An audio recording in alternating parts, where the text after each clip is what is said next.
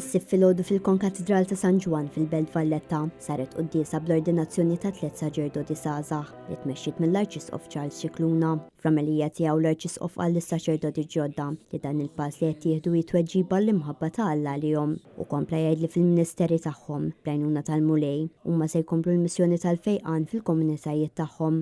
Sostna li huma se jiltaqgħu ma' diversi għenja fil-ħajja tagħhom bħala saċerdoti, nies li fil-ħajja spiritwali jħossuhom mifruġa.